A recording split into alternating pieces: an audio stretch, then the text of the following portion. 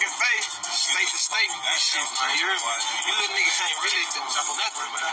Seriously, I'ma show you how to do this shit. Come alive from the jail cell, man. You know what? I'm here with the hell on the street in the cell, man. This shit still state swap, man. State to homicide, man. This shit don't stop until you don't got pop, man. Fuck people don't die, man. Free the team, man. Fuck this shit later, man. Nigga be home real soon, man. Gonna count me down, bitch. Don't count me out. Fuck you talking about, man? You know what's going on? Fuck you talking about, bitch? Thanks, little bitch. Chopping it up with my brother, man. Monday. When did she call you? What she wanted?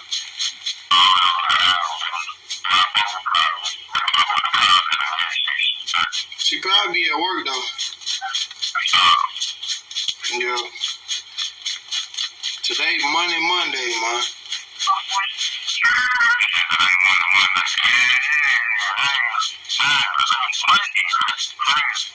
I gotta go to court in a minute, you hear me? Monday. Lawyers paid, bonds made, Monday, man.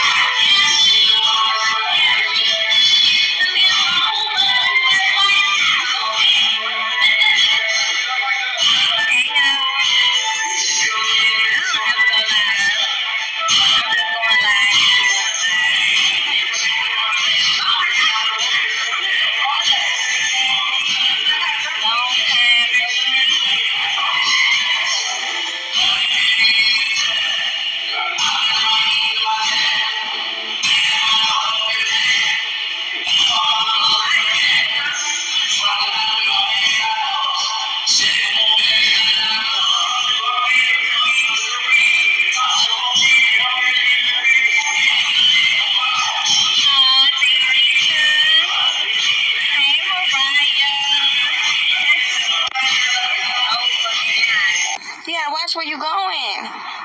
No training wheel. Oh, look at you. Yeah, you did good. Don't stop.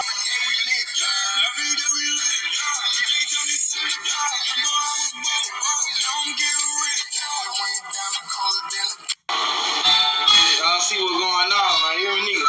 Bankroll, nigga. Over skank hole, man. You know what's going on, nigga. We get money on my side, nigga. You hear me? Sex and homicide, put you in me. Bankroll in every pocket, nigga. You hear me?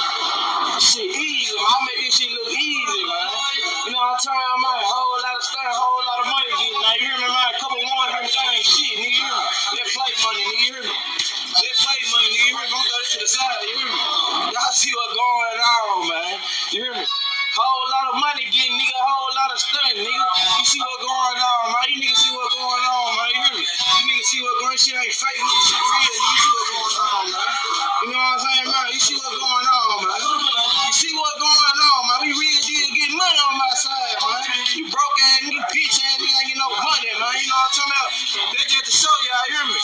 Bankrolls everywhere, man. You know what I'm saying? You know what I'm talking about?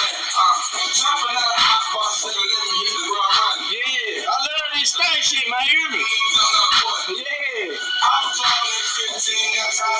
Yeah, man. You see what's going on, man. Whole lot of money getting, man. Whole lot of money flipping, nigga. Triple B, Triple P, nigga. You know what I'm talking about, nigga?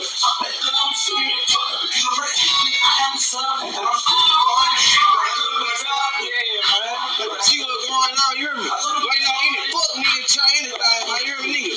We strapped up in these motherfuckers, nigga. You hear me? We in the spot, nigga. Setting up shop, nigga. You see what's going on, man. You hear me? Sometimes when you go, you got down for a bit. Yeah. My shit on my foot now when I got me some rap. Got a black car, cause I don't want to walk where I'm at. I might kiss it, I just know I don't get no ass. I ain't lying on me, 72 years, but I'm still on that road. Still on that. All these girls in the club, I got my eyes on you. All these girls in the club, I got my eyes on you. All these girls in the club, I got my eyes on you. All these girls in the club, I got my eyes on you.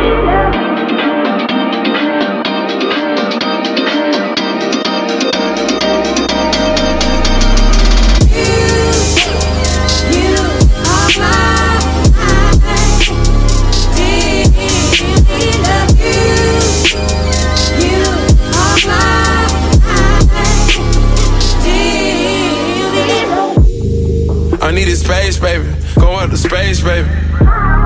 I'ma need space, baby. I'm going up to space, baby. I need you arrogant, I need you confident, I need you promises, baby. I've been searching for the right one. Introduce you to Jimmy Choo shoes. Happy belated, check the commodity, hottest commodity, biggest whoever, whenever. She the baddest in the city. Know what's coming with it. Stacking the liberty, tallest the Statue of Liberty. Hand you the Benz key, hand you the Lamborghini. You elevate, physically, spiritually. I'm tryna love you, tryna boost your confidence. I'm tryna spoil you, girl. Put them big rocks on the 7-figure. Bubble bath in the tub, I see you, I see you. All these girls in the club, I got my eyes on you. All these girls in the club, I got my eyes on you. All these girls in the club, I got my eyes on you. All these girls in the club, I got my eyes on you. Now, the other thing that's so goddamn stupid about this high value man thing, or, teaching men, grown men, that their primary concern should be accessing, the, select female. You've heard me use the term select male, and that'll be more relevant in some of my later coming up videos. But teaching men that their primary focus should be what they have to do, or how they should scold a female like Jason Black and Kevin Samuels and Tommy Sotomayor do into being the type of female that he wants, is that you have to understand, and you really should know this already, whether you're a high value dude like Tyrese or just some regular dude that works at the local, auto repair center, okay, down the street. These bitches, an overriding majority of them, do not want good men. The so-called nice guys always finish last mentality, okay? This is the social construct. This is the environmental reality that we live in westernized society, okay? If given a choice, most of these bitches, especially young ones that are in their sexual and fertile prime, are going to select the worst kinds of dudes. We see it on the news all the time. And incidentally, that's a video that I also have coming out, talking about, because after the Elliot Rodgers situation, these femtards, they used that one case and a handful of cases after it to try to paint the MGTOW movement, this anti-feminist movement, and demonize it by calling these men incels and talking about how dangerous they are. When in reality, when you actually look at the numbers, okay, it does not add up to conclude that incels are the most dangerous threat to society. As a matter of fact, the most dangerous threat not only to society, but to women, are these dysfunctional, pooky, and yes, often handsome, good-looking types of dudes that they deal with and lay down with and procreate with and choose to date. Okay? It's not, the bookworm or, the educated lame, the nerd, the geek, the troll that, according to every fucking butt fucking whore online, lives in his mother's basement. These aren't the ones 9 times out of 10, tracking down and murdering these bitches. Like the Christopher Loibel or whatever that fool ass white boy's name was that murdered that little pop singer, what was her name, Christina Grimmie, or that white dude that killed Rebecca Schaefer, I think her name was, that actress back in the late 80s. Those are rare. That's less than 1% of the men that are committing violent acts against women. Most of these people that are committing violent acts against women are the handsome Hulk types, the pookie types with the tats and the dreads, that look like, some gangster rapper. Okay? These are the dudes that are killing these bitches, not just here, but overseas as well. In places like, parts of the Caribbean. These are the type of dudes that these females are choosing, and these are the type of dudes that are fucking them up. Okay? But let's just look at for something for a second. All right? Because this is a prime example of what I'm talking about when I say that you are selling men, and particularly black men, down a fucking river. When you teach them that their primary focus, okay? A lot of these dudes, the truth of the matter is, a lot of these dudes don't even have their shit together to be worried about, some fucking female, and vice versa. A lot of these bitches don't have their mental, financial, or other shit together to be worried about some dude, okay? Black people individually and as a collective need to get their shit together before they're worrying about marriage or even girlfriend boyfriend relationship. That's the truth of the matter. I told y'all years ago, a lot of people cannot establish good relationships with other people because they don't have a good relationship with themselves. Okay? But the truth, back to my point, a lot of these bitches don't want good men. And in the case of the black community, a lot of these bitches, and you notice if you've ever went to a public high school, you notice if you've, ever been part of the nightlife scene, okay? You definitely notice now that social media exists, okay? These bitches are drawn to dudes that are on the wild side of life, okay? Even a lot of these white bitches, okay? Even if the dude isn't a gangster or a drug dealer, a dude that's known to be, violent and have very little self-control, puts his hands on females, has a record of domestic violence. You hear about these cases all the time about not just females, attractive looking girls, white, black, and everything in between. Very pretty looking young women, even Hispanic chicks, being killed by these fucking pookie-fied savage boyfriends, or even white dudes that, are just, regular looking dudes, but, they're connected to, some wealthy family, or, they're attending some high-end Ivy League college. These are the type of dudes that are fucking these bitches up. Okay? Not us. 9 times out of 10. And the point is, this is what these bitches want. They don't want a lot of these dudes. Listen, I figured it out. That's why one of the things I stopped doing years ago, even before I stopped being a simp, I stopped going on dating websites because I realized it was a waste of fucking time. If that bitch does not look at you in 10 seconds and her panties don't get wet, okay, you can message 1,000 fucking bitches. 1,000 of the most attractive bitches that you want on them stupid ass dating websites. All of them be legit female profiles that are actually watched by those females, and you barely get a hello out of one of them bitches. Okay? It's just like that Negro bed when they did the Bachelorette. They had a black female as a bachelorette. I forget her name, Rachel something. When they had that hole on there, David Carroll made a video about how this white dude, he came on there dressed in a carrot suit or some stupid shit.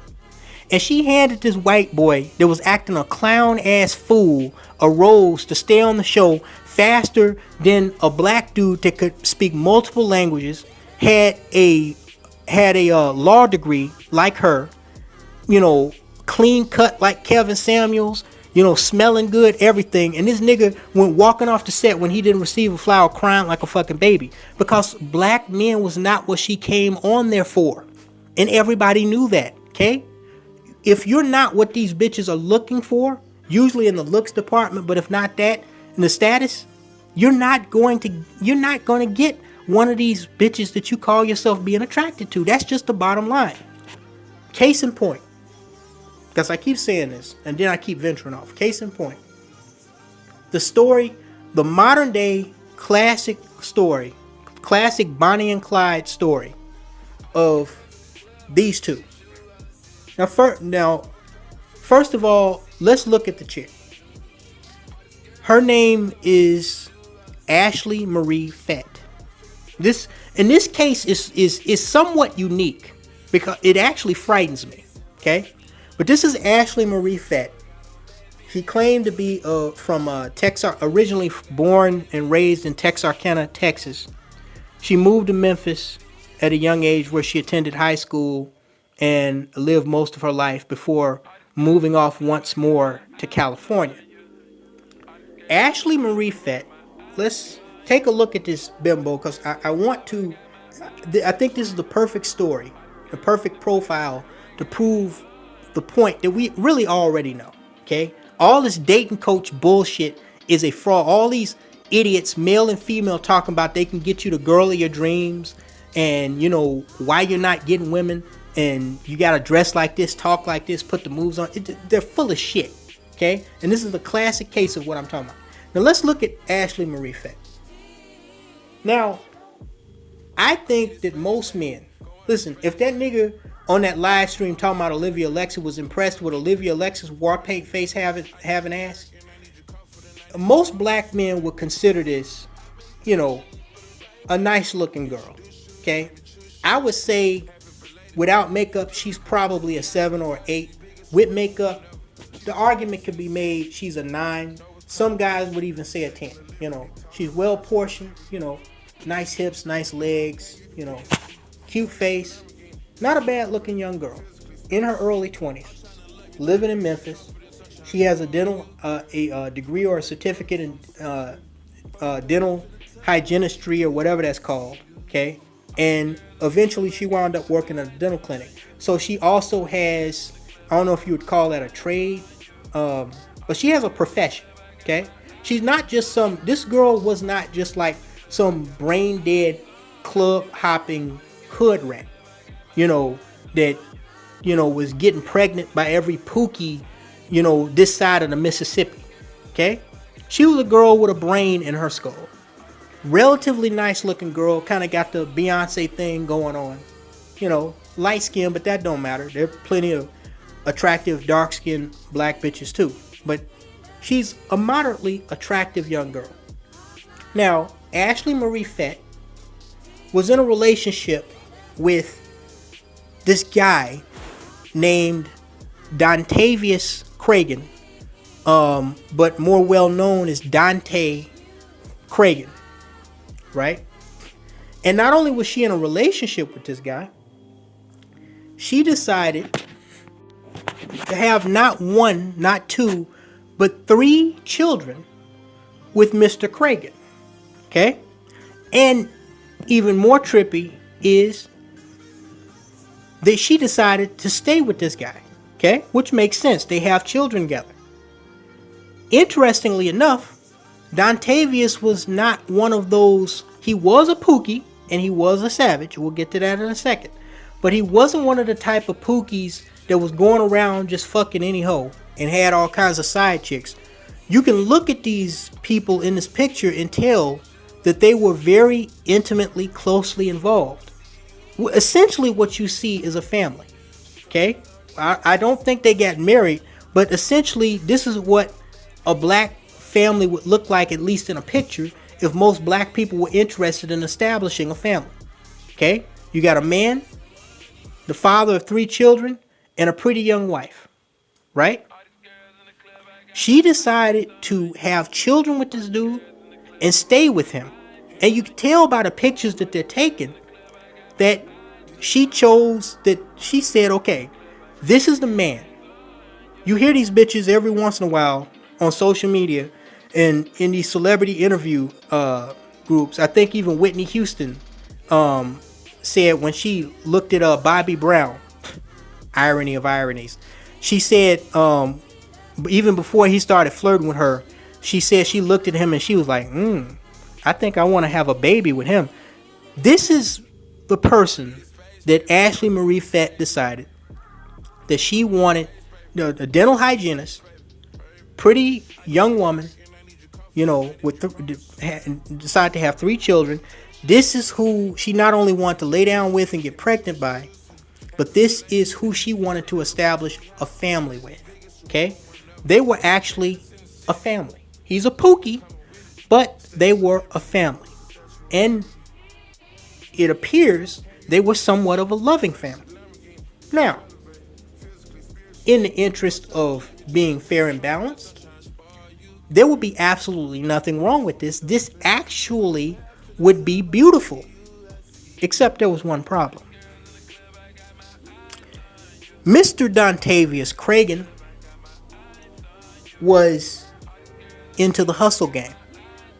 he was a street dude. There was not only a thug, he was a drug dealer. He was a weed man. All the cash that he's flashing and she's flashing, she's bragging about him buying her first car off the lot, assumably with cash. It was bought with drug money. And you ask, well, maybe she didn't know this? No. Of course she knew this.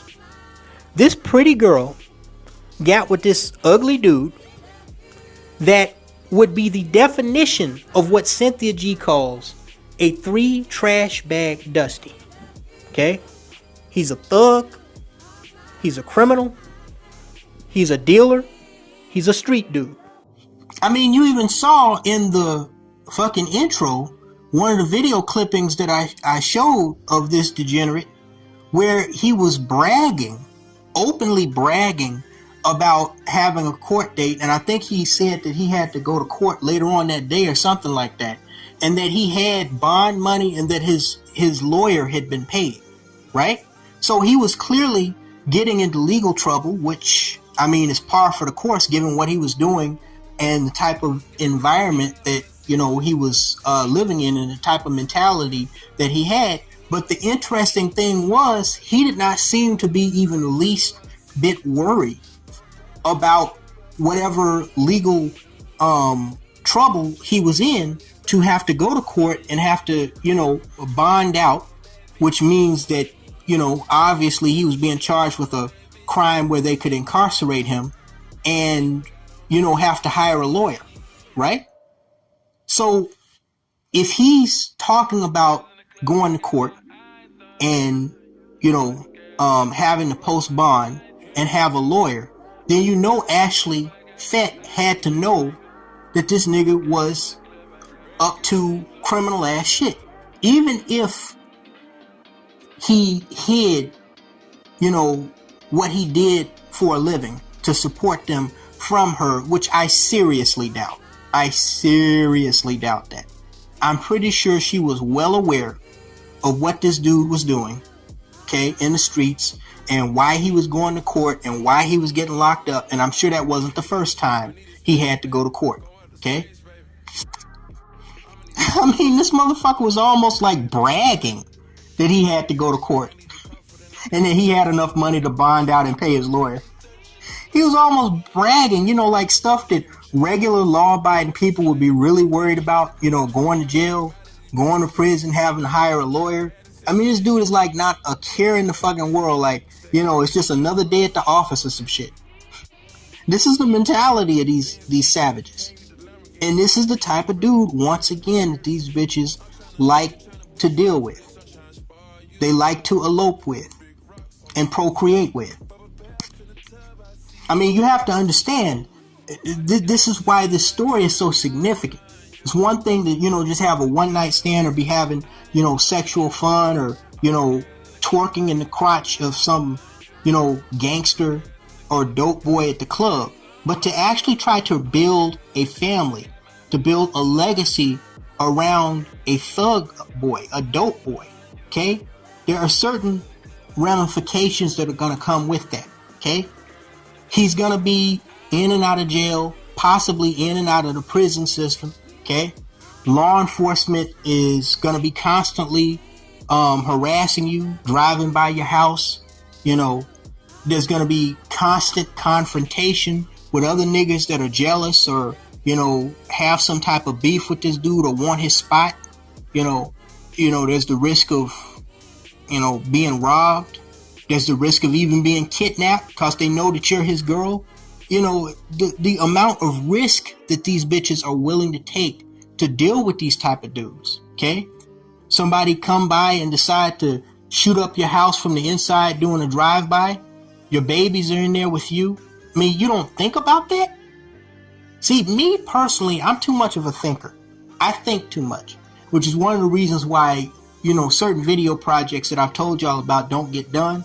Because I gather so much information and I think about how I want to do it that by the time I'm actually at a point where I can produce the project, something else has come along. Something else has come up, right? These niggas, they just don't think clearly.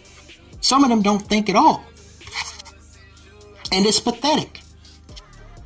But this is who this young woman, beautiful young woman, decided to have a family with.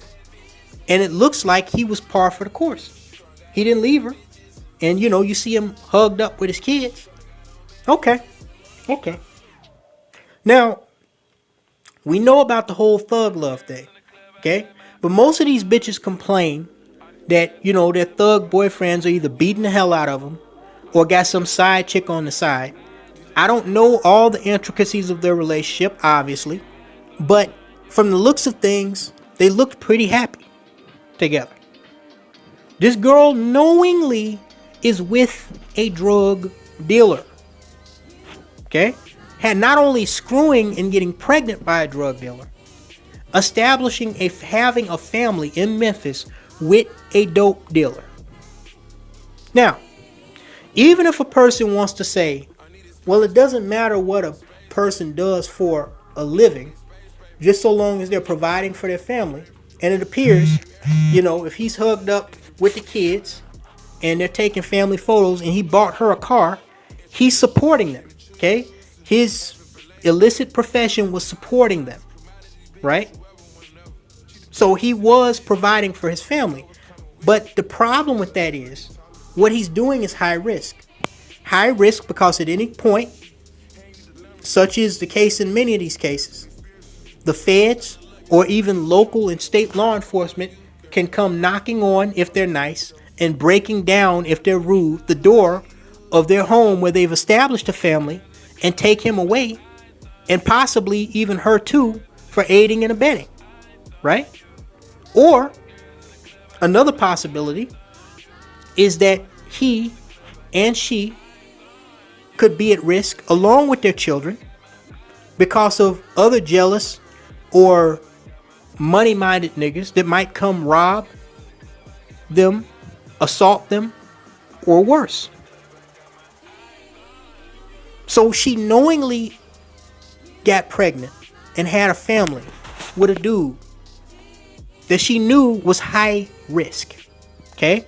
This wasn't just some fling. And see, the funny thing was, this is what really tripped me out. Because at first, I'm looking at this situation, I'm saying, okay, well, he's a player type, he got money, little hood thoughts, they gonna be drawn to him like water bugs to a pill, mop bucket, a stale mop bucket full of stagnant water, right? But one of her friends would later confirm that it was not Dontavius that approached Ashley. It was first Ashley that was interested in him. She said that I let Dontavius know that you were interested in him. So that means that Ashley, I don't know if Dontavius had an eye for her, but that means that this pretty girl had an eye for this ugly ass nigga that she had to have known was into the street game. Okay? She had an eye for him. And see, the thing is, Dontavius was not just a dope boy. He wasn't just a drug dealer. He was a dumbass dope boy. Okay? A smart magician never reveals how he does his tricks. But see, a lot of these niggas, it's like David Carroll said, they have a mind the size and capacity of a dehydrated BB. Okay? This dude is on social media, and see, this goes back to what I talk about, and even what Cynthia G talked about, but against black men in my Who They Choose series. Okay? Where this female has decided to start a family with and procreate with a savage that is not only a dope boy, that's high risk enough. Okay? Maybe you could keep that under wraps for a few years before the curtain goes up on that whole operation if you kept it quiet. Okay? Like that American pilot that got assassinated, but before that back in the 80s, he was running drugs for Pablo Escobar between Colombia and the United States. He got captured eventually by the feds while living in a small town in Kentucky, and then the federal government used him to help set Pablo up, right? He kept quiet about that shit. He wasn't running his mouth, and he got away with that shit for like 15 years. But see, a lot of these young dudes from the streets, from the hoods, you know, they grew up poor in the ghetto. They ain't never had nothing. And, you know, they're trained and raised by their, you know, ratchet ass, usually single, emotionally train wrecked mamas to have these huge egos and big ass mouths. They don't know when and how to shut the fuck up. Okay. Now, you know, I had a monkey on here telling me that I run my mouth too much, but I'm just a fucking content creator. That's my job, you stupid fucking ape.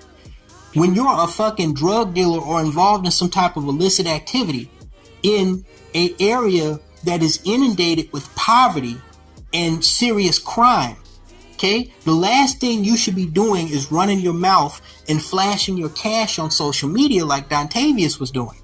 But this boy had a niche for doing this shit, okay? Talking shit online is relatively low risk, and I got everything I need if somebody comes to my door. But doing what he was doing, you're drawing potentially the attention of not only local, state, and federal law enforcement to yourself, you're drawing the attention of other, you know, potentially jealous-hearted niggas or even other dope boys that may want your spot or want your stash, okay? This also feeds into the who they choose concept.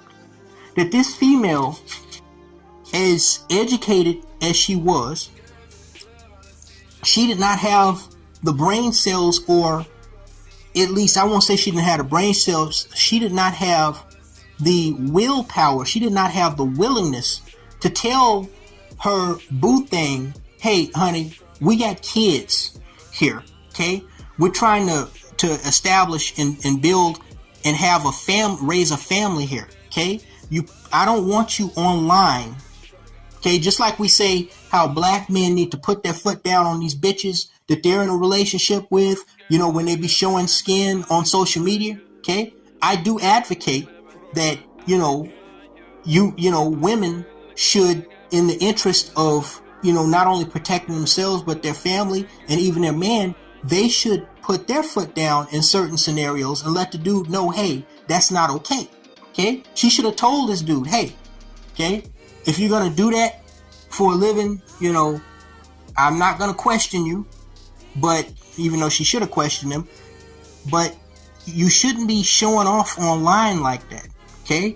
People, if they don't know where we live, they're going to find out where we live, and, you know, that could be putting me, yourself, and the boys in danger.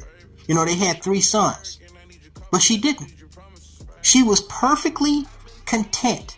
She was perfectly okay with not only living this lifestyle with this fucking degenerate, but allowing him to put all of them at risk by flashing this fucking drug money, which is, I mean, that's just a fucking DEA SWAT team with the battering ram, or Pookie Savage, you know, ambush and robbery magnet doing shit like that. But you see these niggas frequently doing this. And look, man, you ain't gotta be a fucking rocket scientist to know that ain't no 21-year-old kid that, you know, can barely spell his own name, much less fill out a fucking job application, okay? Speaking Ebonics, ghetto as hell, got an IQ probably lower than a fucking pissant. Ain't no way in fuck this dude is making, you know, has some type of job, some type of high-paying, legitimate job that, you know, like a lawyer or a doctor, where he could be affording, where he could be getting and making this type of bread. Especially not no young nigga from the hood, you know, from the hood that isn't like heir to a inheritance from like a wealthy family or something. Where are they getting all this fucking cash? Everybody knows what these little niggas are doing, including the bitches that are laying down with these dudes, having babies with them, living with them, okay? That's why I don't feel sorry when I hear these hood rats that, you know, they be sitting in a fucking parked car and somebody pulls up to the car thinking it's the Pookie that they're trying to take out and it wind up being her. I don't feel sorry for them at all, because they have to know the risk and what they're doing by dealing with these apes. Okay? This is the type of her version of a high value man. This was her idea of leveling up. And another thing that I've come to learn, and this also feeds into what I talk about when I say that the white supremacist structure is actually in collusion with these monkeys that are, you know, demoralizing and helping further destroy and deconstruct the black family and the black community. Because I said, now wait a minute. All these niggas that are flashing drug money online, okay? I know a lot of these dudes have to be under investigation. It doesn't take, you know, it's not like you have to go on, you know, go undercover and conduct some deep, you know, super secretive covert operation, you know, to find out what these guys are doing. Okay? These dumb motherfuckers are letting everybody know what they're doing. Everybody, including the cop that lives on the street with that savage, knows what he is doing. Especially in these cities like Memphis, Atlanta, they know. Everybody knows what these dudes are up to. It occurred to me that all the way up to the federal level and down to the local level of law enforcement, right up to the mayor's office, these motherfuckers know what's going on. They don't move on all of these dudes at the same time. Yeah, you know, they'll you know, like when they want to get press clippings, they'll conduct a major operation, a major drug bust, you know, and take pictures of all the drugs and guns and take their little group photos for media propaganda purposes. But in a lot of cases, they are allowing these dudes to operate and conduct these criminal drug trafficking operations. Okay? Now, some of that, you know, is rooted in, you know, them trying to build a case against the dudes. And some of it is rooted in, you know, trying to, you know, get enough leverage to ensure that they have a steady stream of informants for other cases that they're working on. But in a lot of these cases, I suspect that just like the females that, you know, elope with these, you know, hood terrorists and thugs, a lot of this is rooted in corruption and a need to see the Negro be a fucking detriment to himself and his community. Okay? Because there's no fucking way possible, especially when you're talking about the resources and, you know, the criminal analysts that they have, especially at the federal level. But you ain't even got to go as high as the federal level like the FBI or the DEA. Even at the local and state level, they could move on these savages at any given time. They could move on these fucking fools. I remember there was a story that I was actually supposed to be doing a video about where the police, they pulled up to this house where this white dude, he called them because he tracked his stolen iPad to this house location where there were a bunch of little young niggas in there. And they kept denying that his iPad was in there that had been stolen. And so he called police to the scene. They walked up to the door. The first thing they did, after hearing the white dude's story, they looked in the trash cans outside of the house, right? The trash cans were open. And they saw a bunch of like empty phone cases and empty wallets in the trash can. Then they went up to the door to question the little pookie that was standing at the door, and they got a whiff of marijuana. And so then the sister of one of these little pookies pulls up because she knows what these little niggas are doing in that house. And she tries to, you know, fend off the police by acting like a hysterical, you know, fight bot, and they wind up handcuffing her, and eventually they wind up pulling the pookie out of there, putting him in handcuffs, going in there, finding the drugs, finding the stolen iPad and other stolen goods. You know, all the cops had to do was walk up to the house. There were indications that something was going on before they even went in the house, just looking in the trash cans. Okay? These little dumb niggas, they're not hard to find. They're not, no criminal masterminds. Everybody from the FBI to the mayor's office know what a majority of these niggas are doing. They are allowed to operate, sometimes with impunity. Okay? Because I believe not only is there a need to see them destroy their own neighborhood. Remember, there were claims, I don't know how true they were, but there were claims of several people back in the 80s that the CIA was bringing drugs into communities in South Los Angeles. Freeway Rick Ross, he made these claims religiously, even though that didn't justify his punk ass distributing the shit to the communities.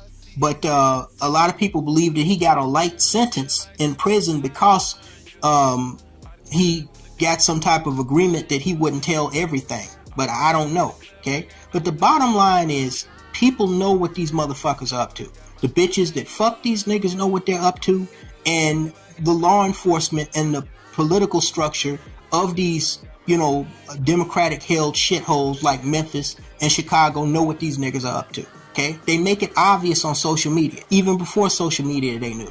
These guys are allowed to operate. And quite frankly, it wouldn't surprise me, given how much corruption we've seen, recently, from the prosecutor's office in Baltimore to the mayor's office in Atlanta to, a lot of these police chiefs and, beat cops. It would not surprise me if a lot of people were on the take of these dope boys. I mean, you looking at a dude flashing thousands, sometimes tens of thousands of dollars in cash.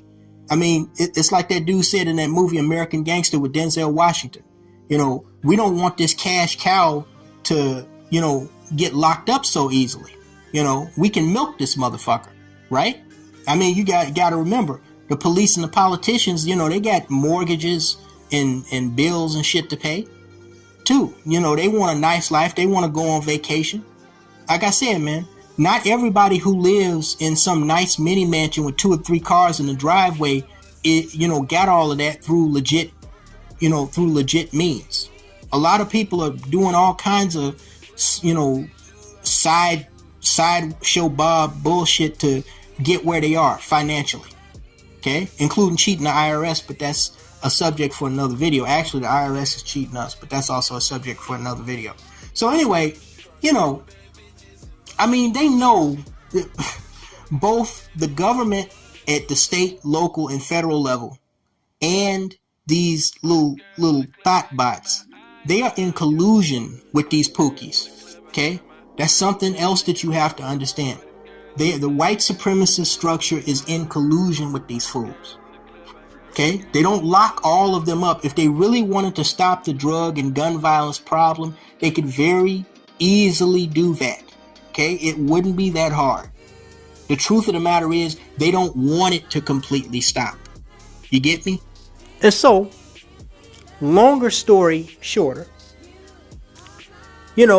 they're doing all the lovey-dovey thing, just living life. He's selling his dope. She's, going to work as a dental assistant. Then one day, July 18th, the morning of July 18th, 2017, some little punk ass niggas decided that they was sick and tired of seeing Mr. Dontavius flash his cash all over social media, and they was gonna go do something about it. And y'all, I'm being sarcastic, of course. But they was going to go confront this man about all that flossing he was doing on Facebook and Instagram. So they proceeded to go to the residence in South Memphis, where this young man was at, and attempt to rob him.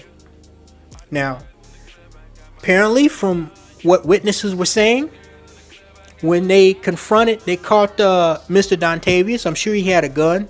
Almost every drug dealer does, but they caught this nigga slipping. And, he either didn't have his piece on or didn't have time enough to pull it.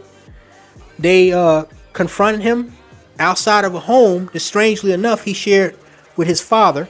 So he knew his father. That's a problem for me, but maybe I'll elaborate on that later. It was him and his father in the house with his girlfriend. He went outside.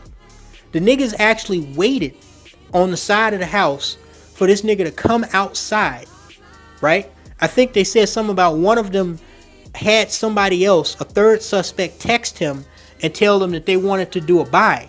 He came outside so the other two niggas could ambush him.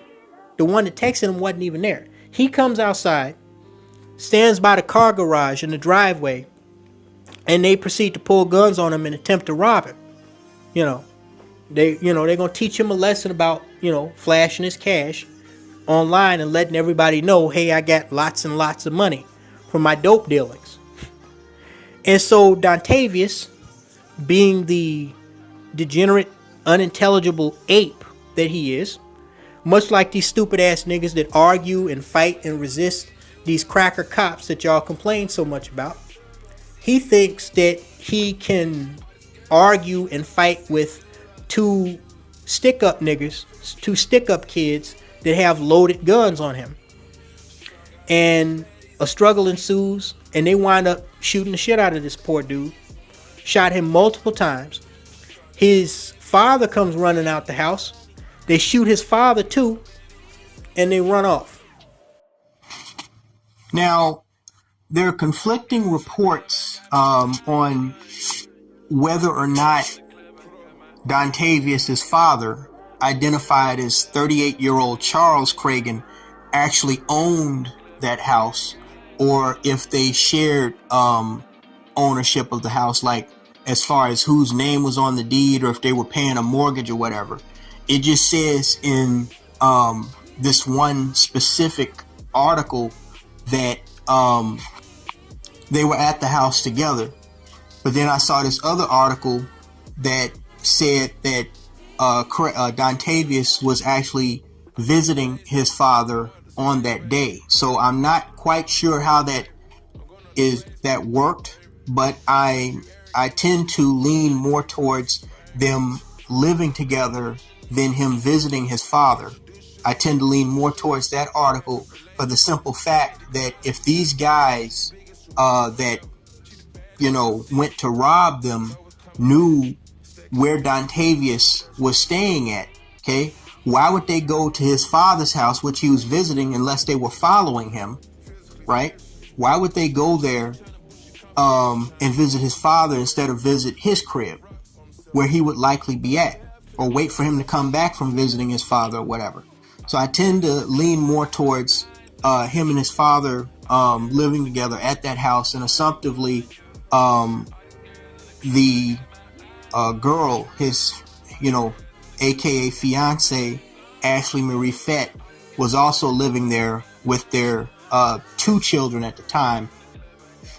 Now, I also was able to obtain information that suggested that Dontavius's father, Charles, suffered some pretty significant injuries when he was shot a total of 4 times during this attack when he tried to intervene in the guys robbing and attacking his son. He was apparently hit, according to Action 5 News' website. He was apparently hit 4 times, including in both of his hands, one of his arms, and his leg. And it didn't really dawn on me the seriousness and the extent of his injuries until I found his Facebook page. And I didn't notice it at first. At first, I was just trying to obtain more information about his father, who was 17 years his elder, which means that he probably had Dontavius when he was 17, 18 years old. But I was trying to obtain more information by looking at his Facebook, scrolling through. And, he, going back to what I was saying about, if his father was possibly in the dope game when he was younger, or possibly very well may have still been in the dope game. I don't know.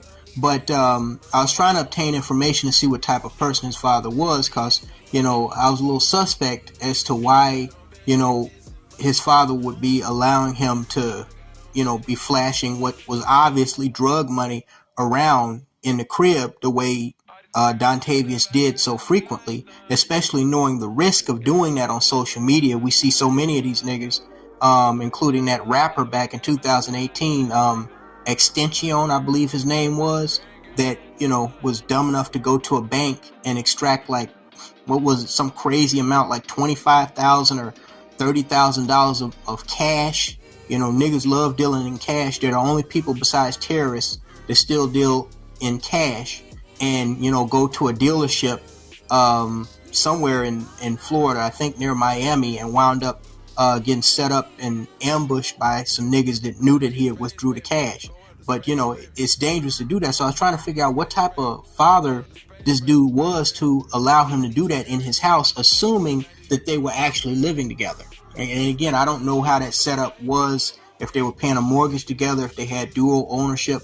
But nonetheless, I looked at his father and, he does kind of strike me as, one of those OG types, though, I try not to pass complete judgment on a dude, without knowing everything. He may have had a blue collar job, but I'm kind of starting to lean more towards, the OG type of person, because, what somebody was explaining in a podcast not too long ago, I forget where I saw that, but they were explaining that, these type of people, they are raised a certain way and they come up in a certain environment where this type of ghetto and criminal and illicit behavior, it becomes so normalized in their brain. They actually adapt to these, wretched environments where they don't see anything wrong with the way they act, the way they live, the illegal criminal shit that they do. To them, you have to and that's what the person was explaining in the podcast. To them, this type of behavior is completely normal, where it's abnormal to the rest of outside society.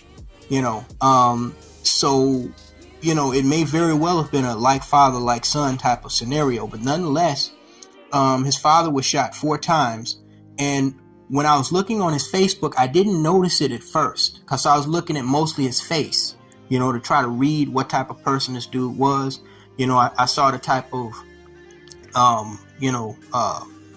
hood attire he was wearing, and he kind of gave me that, he kind of came off like an OG type. But then I started to notice in one picture, for some reason I didn't see it at first, but I noticed that he was wearing an arm sock. And I looked closer, because on the arm sock you saw the Nike symbol. And I said, where's this dude's hand? What the fuck? And so I kept scrolling, and then I saw another picture of him without the arm sock. And I saw that, oh shit, he has a nub on one side. Like, half of his arm and his hand are gone. And for some reason, it didn't strike me at first. At first, I thought, okay, well, maybe he had cancer. Maybe he's a vet. But then it like, my brain kind of knocked back into working mode. And I said, oh shit, that's right. They said he was shot in one of his arms and both hands.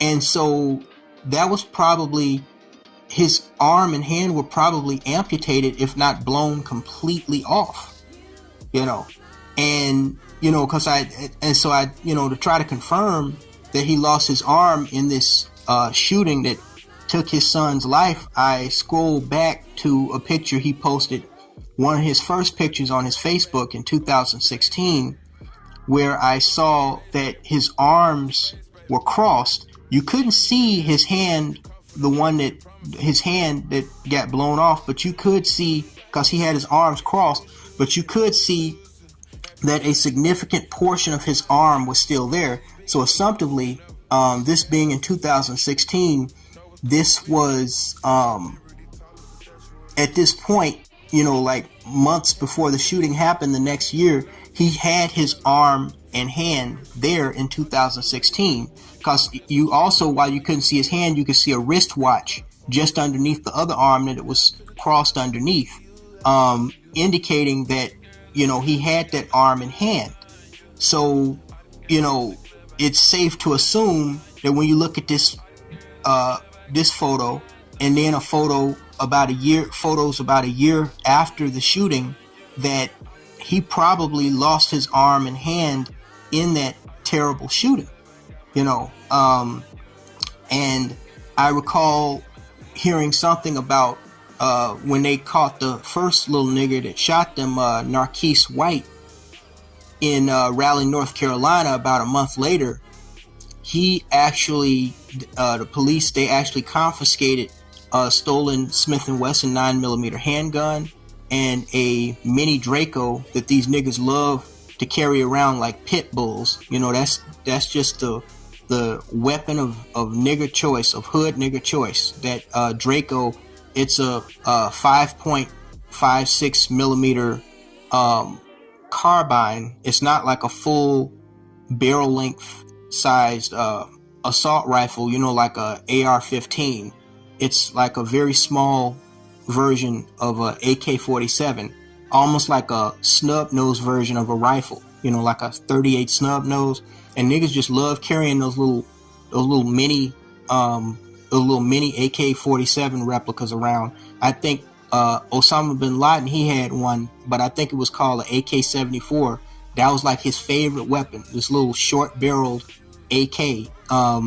And I'm assuming, knowing what I know about high-powered rifle rounds, and, the fact that police confiscated this from the first suspect that they captured in North Carolina about a month later,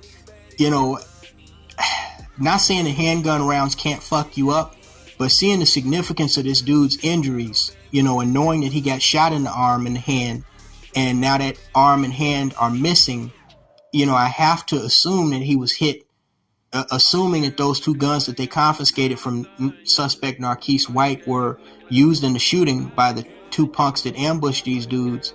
I'm assuming that he was probably hit with the Draco, because, intermediate rifle rounds, anybody will tell you, something that's flying in most, modern rifle calibers, even coming out of a short barrel, are going to be doing well over 2,500 feet per second. They can cause, especially at 5.56 millimeter round, they can cause just tremendous damage to human and animal flesh. I've heard of stuff of, people getting hit in arms and legs and the shit just getting completely blown off. Exit wounds that are like, 3 or 4 inches wide. It's just insane. If you look at some of the autopsy diagrams of those people that were victims of the Beltway snipers back in the early 2000s, Lee Boyd Malvo and John Allen Muhammad, those two crazy Negroes that were going around shooting people at gas stations and shit. I mean, you just see that the exit wounds are just tremendous. Rifle rounds can do a tremendous amount of damage. So I'm going to assume that he got shot with the Draco instead of the handgun. And, it's just a brutal testament to how rough, and going back to what I said at the very beginning of the video, how high risk that type of street life can be, But these people, they're dedicated to that life. They have to know the risks, because they lose so many of their homies. You go on their Facebook pages, there's not a nigga that lives in any hood anywhere that doesn't know at least 2 people that have died premature death, and usually violently, within the last 10 years. It's crazy, man. It's crazy. Now they catch one of these monkeys within like a week, 1 or 2 weeks after he was murdered. No. It was about a month later, in August. They catch him, charge him with murder. The other one, it took them about 1.5 years to track him down. He was actually living in the same neighborhood in Memphis when they tracked him down. They said it was hard to find him. The second robbery murder suspect. Now, the Pookie that was arrested 1.5 years or so later, 2 years after the fact, of the shooting, interestingly enough, he was actually captured on February 7th, 2019, when police responded to a domestic violence call not too far away from the shooting that occurred in July 2017 that took Dante's life in Memphis. And they actually wound up identifying him while on the scene as the suspect in question that was, that it participated in the shooting and attempted robbery of Dontavius a year and a half before. This dummy's name was Shundurius Turner. Well, black bitches in these names, these goddamn ghetto names, they be naming their kids or something else. Jesus.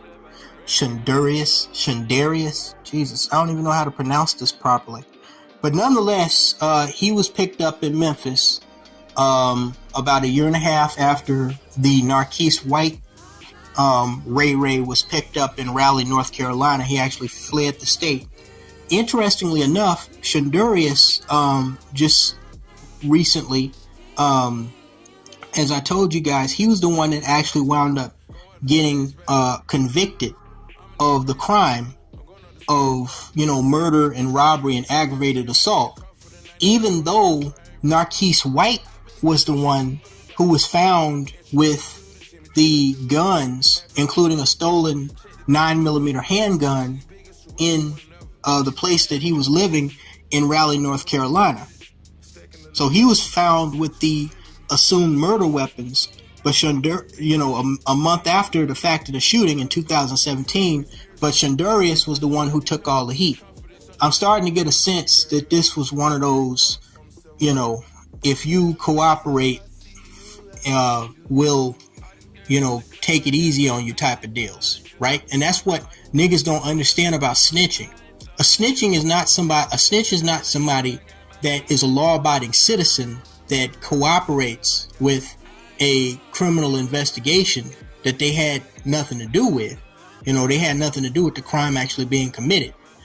A snitch is somebody that was doing dirt with the other criminal as part of the investigation, and they're likely part of the investigation themselves, okay?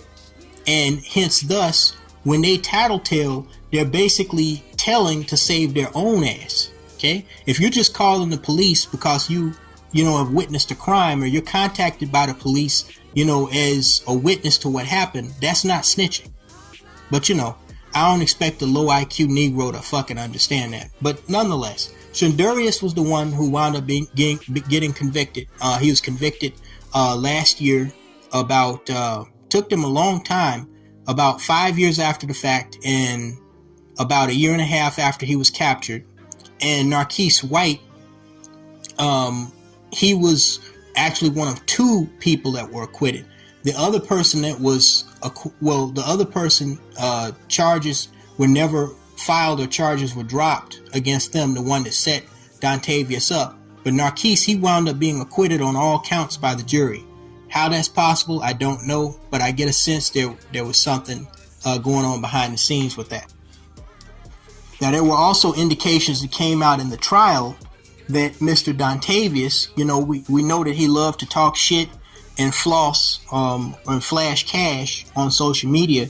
He may have gotten into some type of verbal altercation with these dudes earlier in the day on July 18th, 2017, the day of his death, and the robbery and shooting that, eventually took his life and badly wounded his father. That's what they were saying in the news report, that, he either knew these guys or he just had an encounter with them in a different location of Memphis, and they got into some type of heated argument, and they either wound up following him to or planning to go to his address that he shared with his fiance Ashley and his father to rob him in retaliation.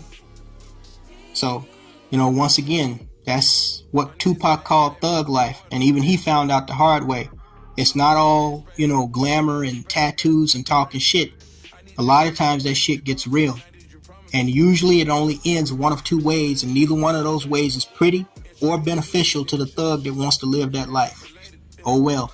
So now they're sitting in jail. In Tennessee, they'll probably be in prison for either the rest of their life or the next several decades. Okay? And Dontavius is dead. His father was seriously wounded but survived. Okay? I'm assuming if they're living in the same house, his father had to know what he was up to, which means his father was either profiting off of that dope or his father was a hustler himself back in his heyday. Because it just don't make no sense how a responsible father would let his son be dealing fucking drugs out of his fucking house. But that's not the point of this video. Okay? So his father survived. His fiance, Ashley Marie Fett, the pretty Ashley Marie Fett, with her fine self, she was in the house with the 3 kids when this entire attack took place. But she was lucky, her and the children were left unharmed. Okay? You understand, in that attack and ambush, when they got finished with Dontavius and his father, they could have ran in there and slaughtered. I mean, they could have went in there. There have actually been cases.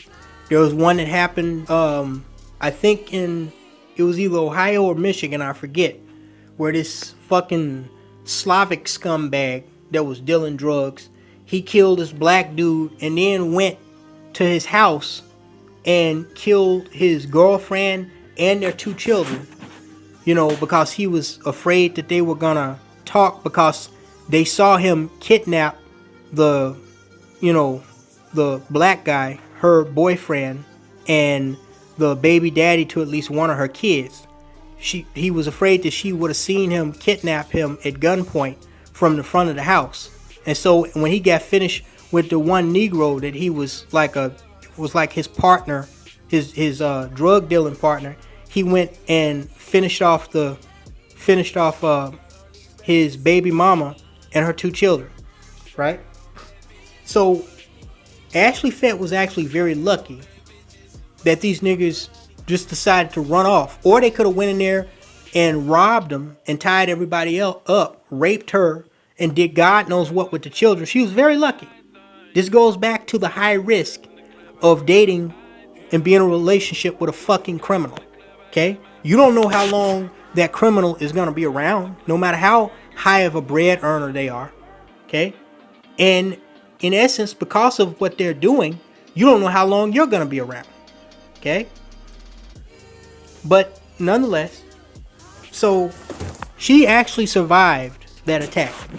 And Dontavius, he died in 2017. Now, Ashley Fett, along with Cragen's father, they were star witnesses in the prosecution's case against the 2 little punk ass niggas that murdered Dontavius, aka Dante. And they were able to help the state's attorney or district attorney or whatever, get a conviction because they claimed to witness the attack. Okay? Got her man's killers put away. But now, these children that she chose to have with this now dead thug and dope boy have to grow up without a father. Okay? They're going to grow up fatherless. But now, here's another problem. Now, I actually saw a post on Dontavius's Facebook, and he went under the pseudonym Tay Pyru or some Tay Solo Pyru. You know, these niggas, they always got to come up with these stupid ass ghetto nicknames. Where he was posting a photo of himself and Ashley, and underneath it he wrote something like Cali, here we come. And I know that there was a video from before where he was recording himself driving into the Los Angeles area. He did have ties to LA, as he claimed to be from Inglewood, California. So, it looks like I don't know if he was born there and, just moved to Memphis at an early age, or if he just moved to Memphis, when he became an adolescent by himself. But either way, it looks like he traded one hood for the next, and he was planning on moving back out to California, at least according to this post, with assumably Ashley and the family. I don't know if his father was also from out there in SoCal as well, but either way, he indicated that him and Ashley actually had plans prior to his premature death to move back out to California. And now, knowing how niggas think and knowing what he was involved in, I don't think it's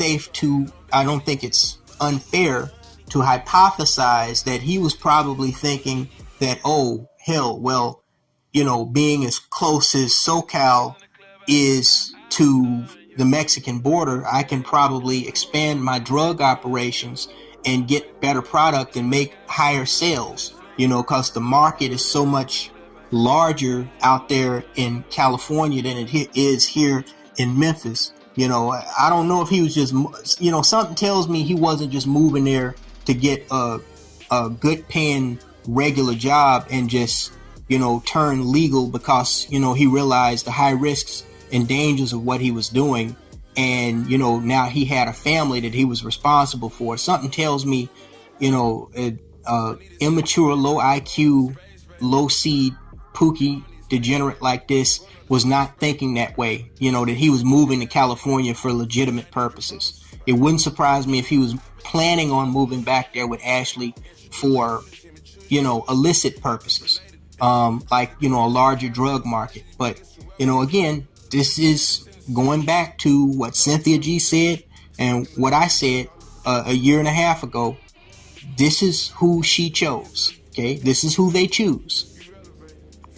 So after he died, okay, and she survived that attack on the home in Memphis and on, her boo thing in Memphis, I don't think it was to honor his wishes. I think it was probably just for her own personal, selfish reasons. But nonetheless, after Dontavius, died in 2017, she actually moved out to California. And I don't know if it was, just for family support or if it was, for the purpose because she found a better paying job. But she moved from Memphis after his death at some point within that 4-year span to California. Now, while it's not certain for sure when Ashley Marie Fett chose to move out to California, social media is able to help us create a pretty reliable timeline to suggest that she moved out there sometime very shortly after Dontavius Cragen's death. I mean, as you can imagine, she probably originally got with that nigger for, the illicit drug profits that he was making anyway. Okay. I mean, again, I do believe that eventually they did form an intimate bond with each other. But I think, knowing these hood thoughts and the way they think, the whole chasing the bag mentality and the whole hypergamy thing is talked about so frequently here on black social media, it would not surprise me. This is a young chick that, all kinds of thirsty ass niggas was trying to rush. Good looking yellow bone chick. I mean, would she get with an ugly nigga like this if he wasn't making money like that, where he was just throwing money around, hitting his friends in the head with it like it was fucking child toys and shit? Probably not. I seriously doubt she would have been attracted to this dude, if he wasn't like a thug dude, if he was a dude that, just like worked at like Walmart or UPS or something, or he was just a clerk at local gas station, like he has some type of legal profession. Okay, but nonetheless, okay, social media is able to help us create a reliable timeline of which would suggest that she moved out to California not too long after his death, because obviously, I mean, not only the father of her child was dead, but her meal ticket was gone, right? I mean, this guy who bought her a damn near brand new car, right, and was taking care of her and the kids, you know, this guy's gone. He's the bread earner, has passed away, right? So she still has to live. Her and her children still have to live, right? So interestingly enough, and see, this also supports what I'm trying to say here, okay? Which is, and it supports something that David Carroll said, that these bitches will deal with you out of their own convenience, okay? They will deal with you when either they don't have any other option or you are the best option for them to gold dig off of. David Carroll talked about this extensively because it's so strange that after he died and once she moved out to California, it did not take her long to find a job, and not just any job. Okay, anybody could get a job, working at a restaurant or working at a department store or a clothing store. Okay, this chick actually got a job, in like a high-paying profession. Okay, turns out sometime between July 2017, when that shooting happened, and December of 2018, she got a job as a dental hygienist assistant, which according to dentalpost.net makes an average of about $46,000 per year, or $22 an hour in the state of California, which, all things considered, is not bad for a 25-year-old chick, getting an entry-level job. Now, of course, California is, a very expensive state, especially the SoCal region, but still, nonetheless, she's getting all kinds of assistance, especially after her man died, from family members. Even though she has a job, she can probably still get government assistance. She probably, he left some type of hidden stash, for her, or, she's able to access some hidden stash of his, through friends and acquaintances that he had stacked up some fucking where. It's not like the police, were, investigating him after he was dead, and given the amount of money that he was throwing around. I mean, come on, man. I mean, he had some paper stacked up that she was probably using. So she was probably doing moderately well, but nonetheless, she was able to get a job, okay, at this clinic called Rolling Hills Dental in Torrance, California. They're a very prestigious dental group that does all kinds of procedures, from basic procedures to the highest forms of dental and cosmetic surgeries on the mouth. And I know this because on their Facebook page, you scroll down and you can see pictures of Ashley in these group photos that they took inside the dental office as far back as December or November of 2018. But when you scroll all the way back to like July of 2018, you don't see her.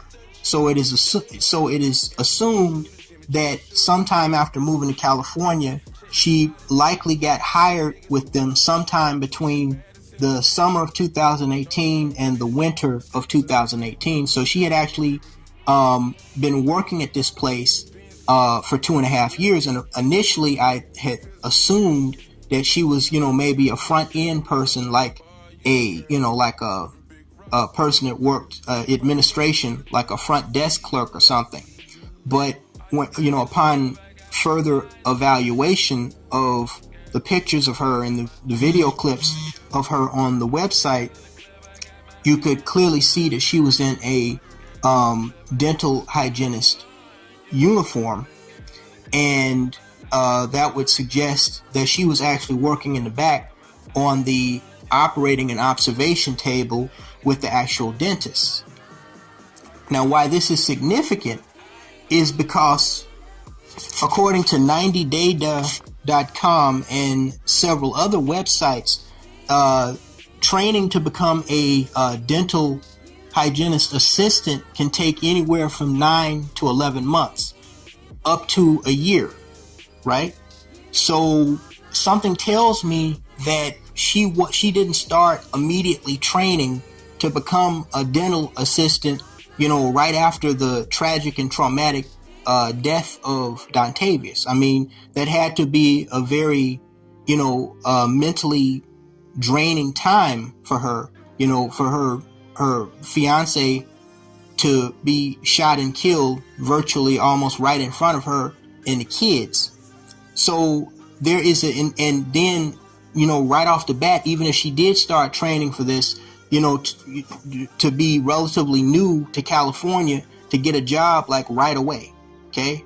This suggests that she likely had that certification, or she was working on that certification while she was with this criminal ass Negro that she was dating and getting impregnated by and living with. Okay. Which also points to something else that Mr. Carroll had brought up on several occasions, that these females that are upwardly mobile, which Ashley Marie Fett clearly was, because she had no problem whatsoever transitioning from being the dope boy's hood rat girlfriend, throwing around drug money, to becoming a smiling, cheesing, dental uniform wearing professional working in the medical field. She had no problem with making that transition. Okay. But David Carroll frequently talked about how these upwardly mobile, college-educated black females, they will be dating these thugs, these pookies, these savages, okay? These dope boys. They will be dating these dudes, okay? Knowing what this guy is about. Knowing that there couldn't possibly be any real future with this dude. But they will deal with him out of convenience. Either because of, the illicit profits that he's bringing in, or because, he got good dick, or because he's good looking. But David Carroll frequently talked about how these bitches will deal with those type of dudes, and they will, and I think Okwesi even brought up the fact that they will not make any significant effort to try to bring that dude up out of the dumps psychologically and try to bring them on to her level, of getting a college education, getting a degree, getting a legit profession. See, the particularly the black female, but a lot of these other races of young thoughts coming up in this generation nowadays, they're okay with these dudes being fucking degenerates and being criminals. They're okay with this. They're perfectly okay with it. They don't have a problem with having a boyfriend or a fiance or a husband that's in the streets. Okay? I mean, Lauren London was a shining example of this.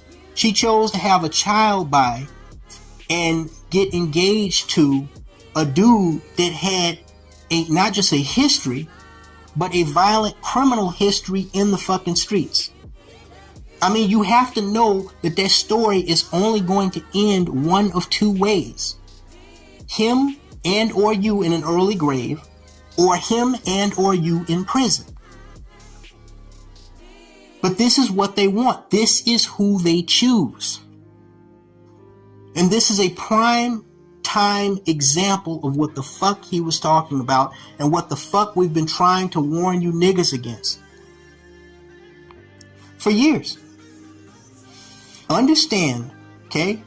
If these young women wanted a quality dude that had his head on straight, if they wanted a guy that had a degree like them, okay? If they wanted somebody that was on their level, that could, have a degree or some type of training, even at the blue collar level, to make a decent living, and be a good father to their children, okay, and be relatively low risk as far as being on the radar of criminals or cops, these are the type of guys that they would be selecting.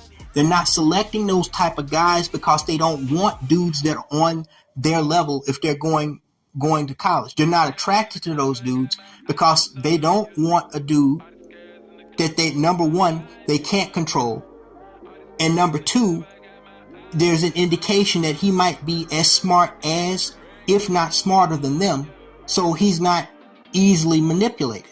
They don't want that type of dude.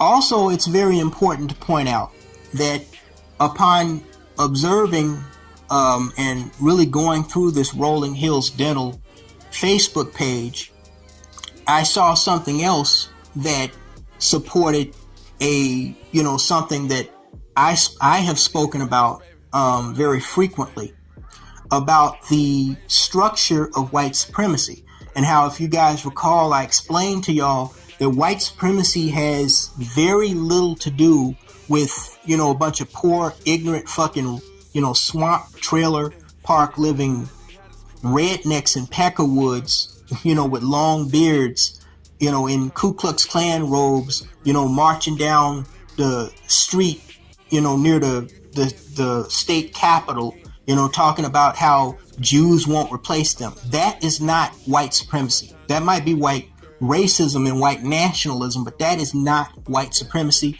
It never has been and it never will be. White supremacy is where anywhere a black person applies to work, even a black person has a profession or a degree, a highly educated black person, that place of work or that location, that company, that corporation that they're going to be working for is likely going to be white and or Asian or Caucasian and or Oriental controlled, maintained, and owned.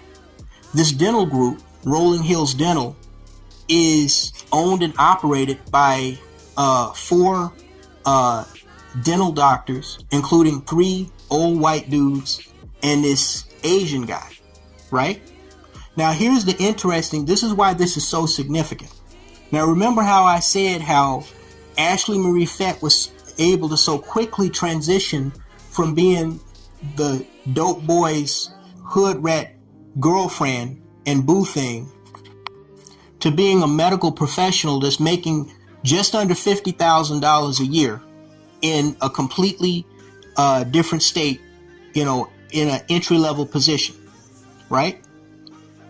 The people who are, the powers that be, who aren't necessarily, and that's something else that people need to understand, the powers that be are not just the people that, the old crusty ass white folks, like Joe Biden and friends, and Chuck Schumer, that and Nancy Pelosi that run the federal government. Okay, the powers that be is anybody that holds paper, holds contracts, okay, or has some type of infrastructure that has or produces products, services, and yes, jobs that other people need and or want.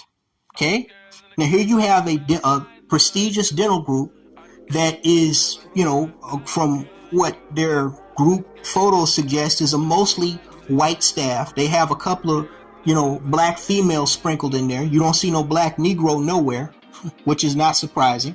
We've also talked about that, how most of these places, they will hire a black female to fulfill that minority and, female quota to satisfy the Equal Opportunity Employment Agency, right?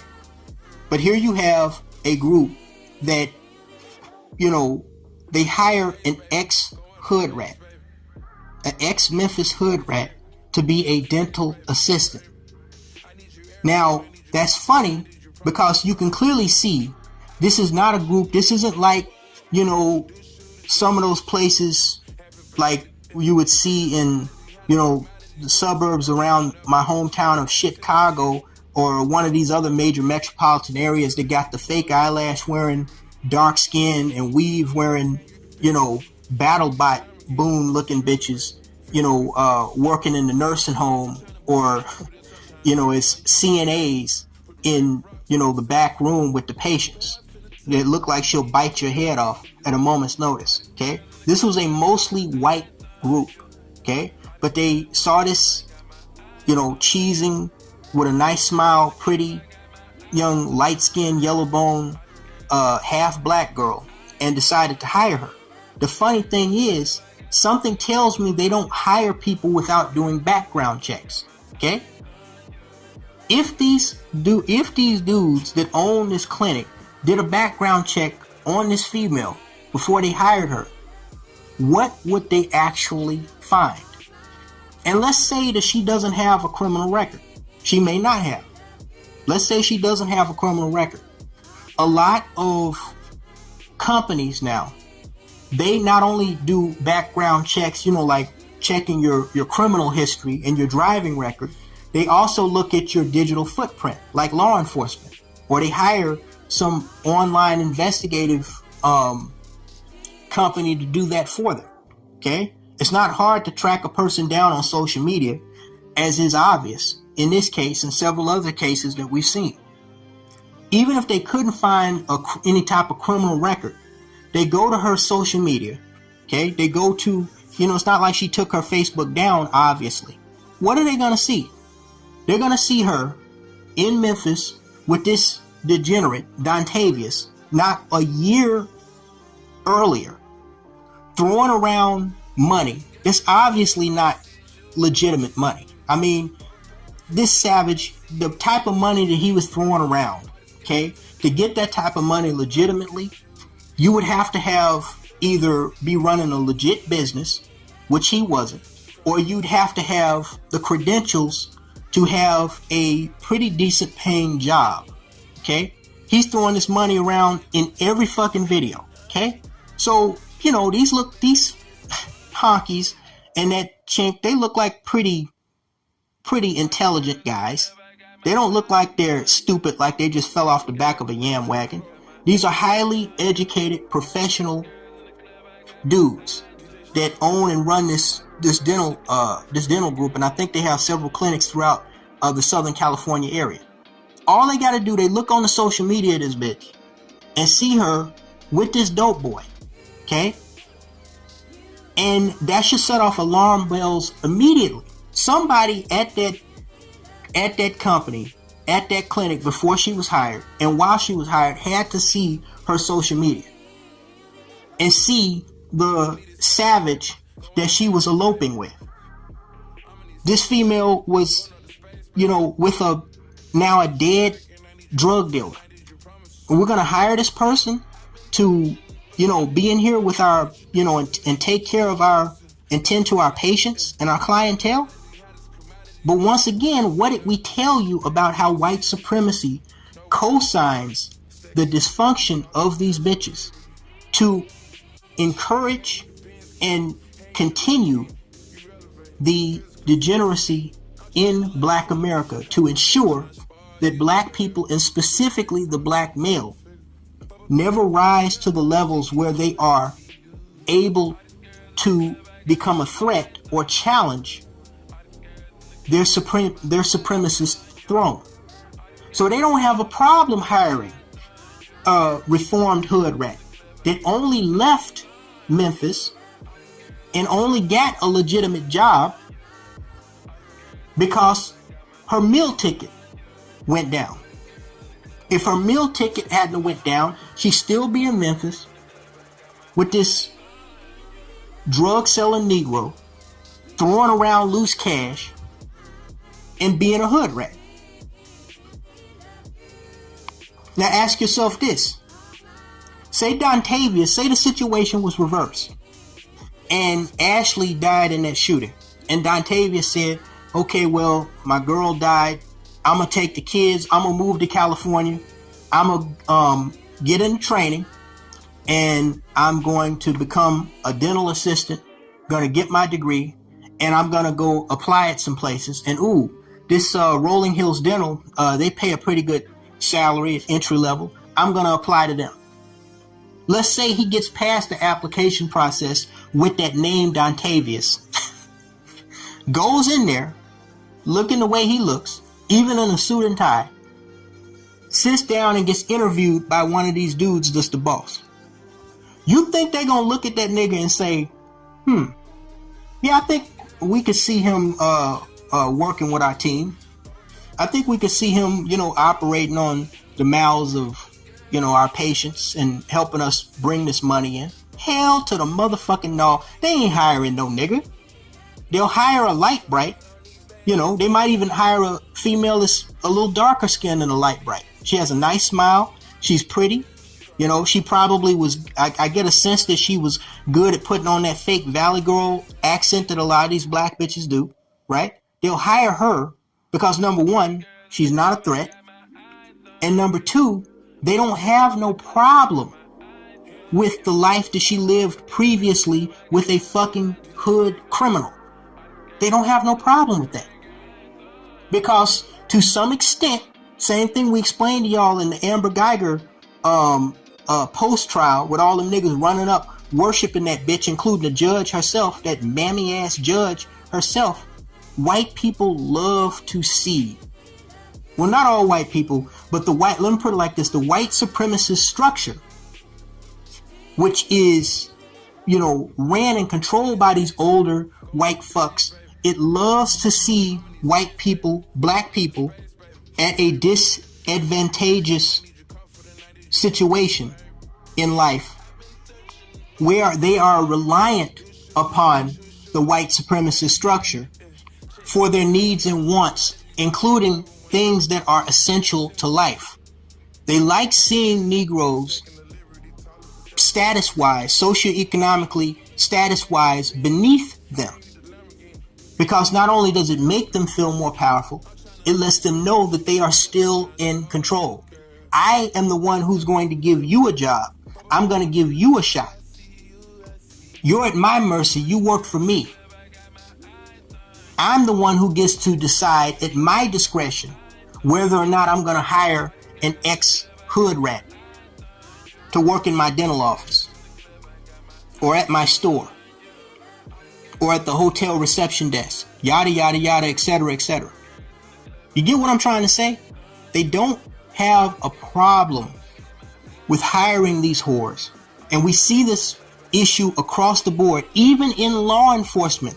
I've been telling you guys nightmare stories of these black bitches that are being hired, particularly in these Democratic-run shitholes like Atlanta, that are just rife with corruption, doing all kinds of ignorant ass shit, getting pregnant by inmates, stealing, money through, fraudulent signatures on timesheets where they're actually forging somebody else's signature, like a police sergeant, to make it look like they worked more hours than they did.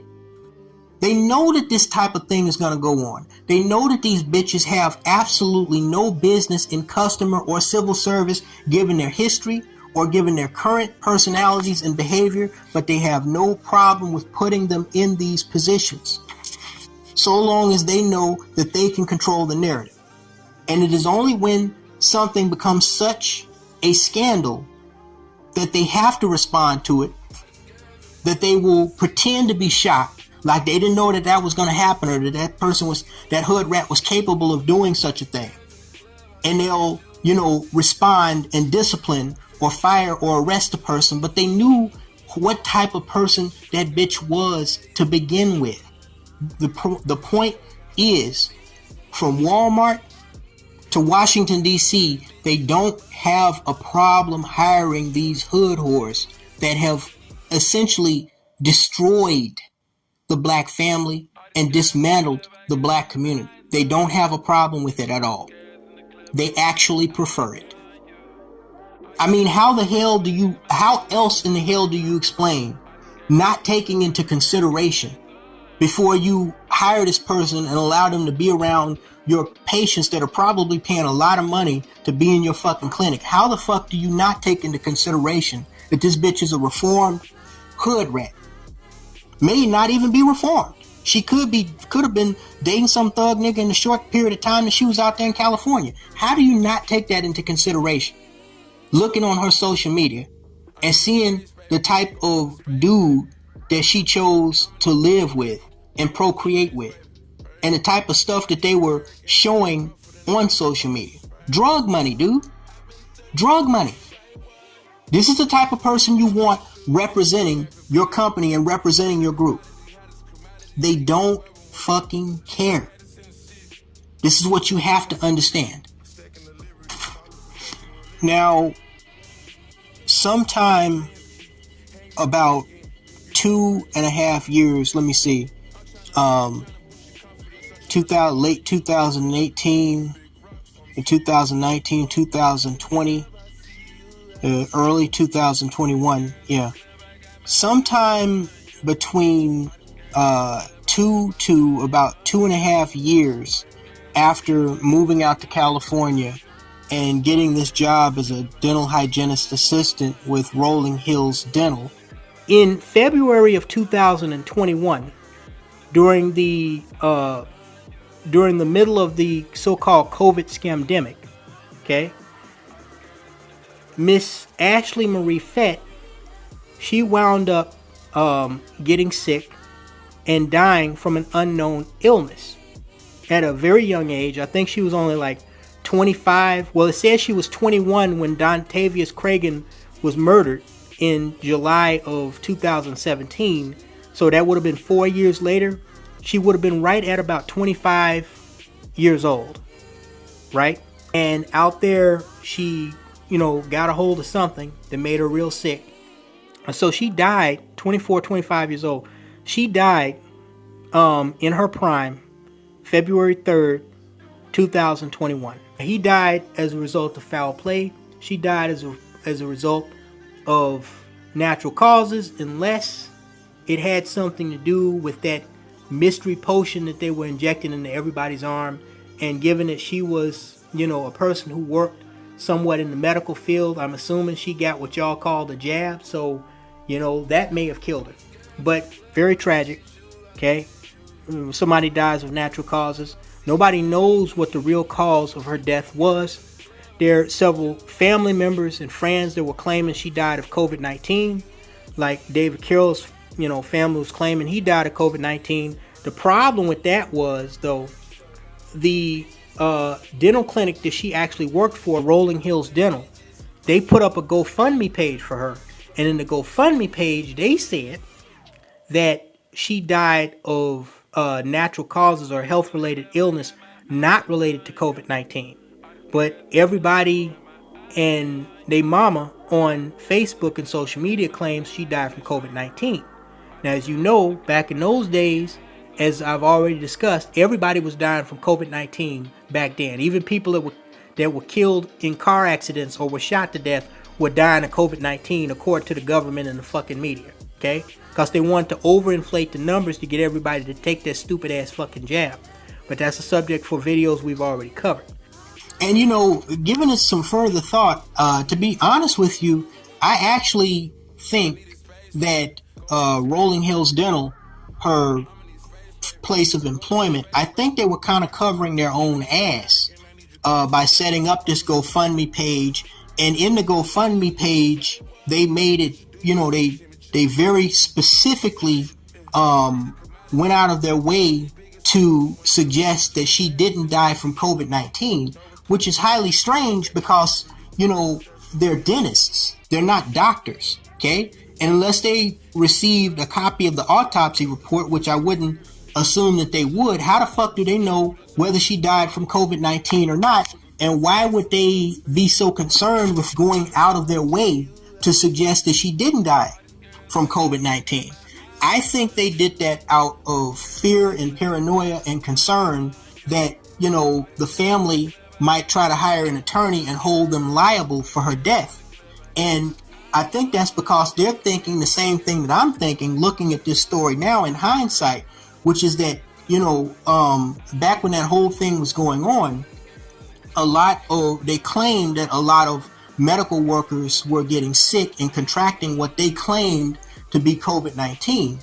But whether to the extent that that was, exaggerated in the media or not, okay, if Ashley Marie Fett did die of some type of bacterial or viral infection, okay, she more than likely would have contracted that at her workplace. I mean, if you look at the group photos and the nature of what she's doing, okay, if you're working in any type of medical field, okay, you're going to be exposed to more germs, more bacteria, more viruses, more parasites, more fungi, okay? You're just going to be exposed to more dangerous things given the nature of what you're doing, dealing with invasive surgeries, possibly dealing with people who are sick, people who are elderly, and just being in close proximity to such a large group of people on such a consistent basis. That's another thing that I like about, what I do as a private courier, that I don't come in contact with large groups of people, for what I have to do for a living.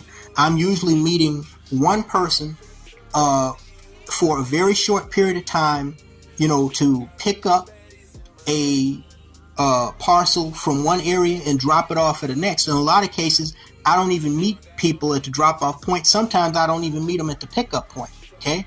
But in this type of profession where you're working in any type of medical field, okay, it doesn't matter whether you're talking about going on break,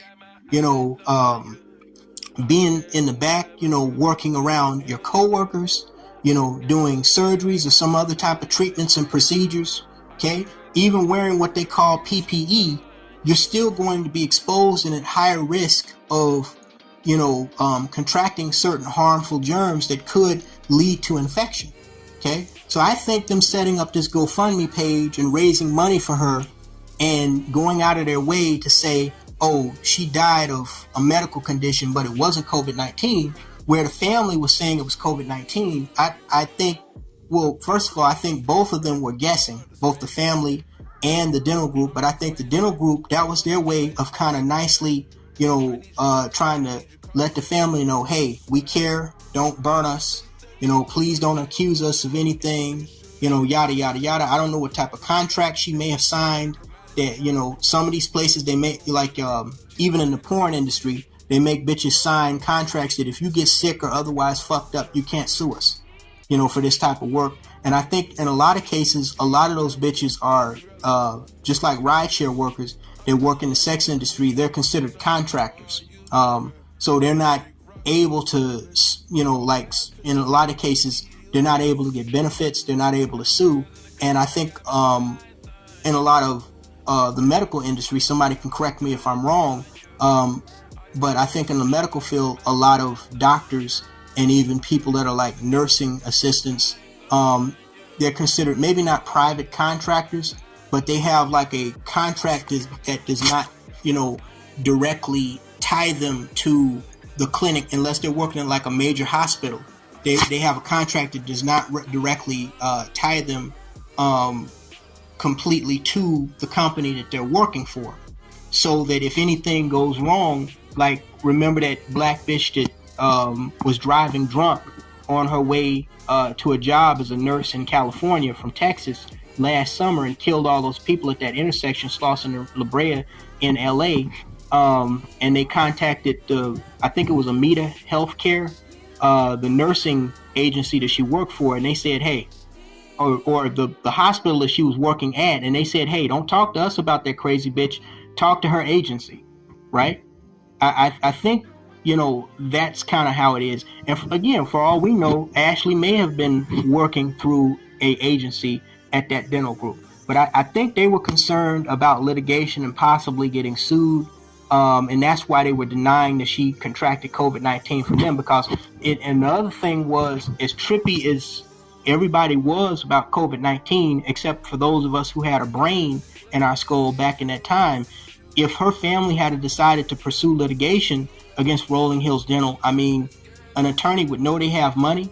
I mean, they could very easily be in trouble, where they'd be forced to make some type of settlement with the family, accusing them of, not carrying out proper procedure and keeping her safe to where she could contract COVID-19 to die at her workplace. So, it's very complicated. But yeah, I think they were covering their own ass with that GoFundMe page. Anyway, so whether or not she died from COVID-19, I don't know. The fact is, she passed away. She's dead. Okay?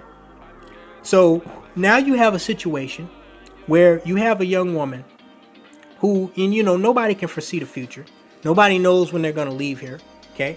But you have, and some people do die young of natural causes. It may not have even had anything to do with, some infection or something. May have just been something wrong with her body. Who knows? But the reality is, because she chose to start a family with a criminal, with a thug, with a dope boy, with a hustler, with a street dude, okay? He died at a young age as a result of the lifestyle that he chose to lead. Now, that means that when she died, at assumably no fault of her own, perhaps just, catching something like an infection, may have been COVID, may have not have been COVID, okay? Whatever she died from, when she died of natural causes, now these children, they have neither a mother or a father. She survived the attack. But see, 4 years later, when the children needed their father and, needed a regular working, family-oriented father, living a law-abiding lifestyle, okay?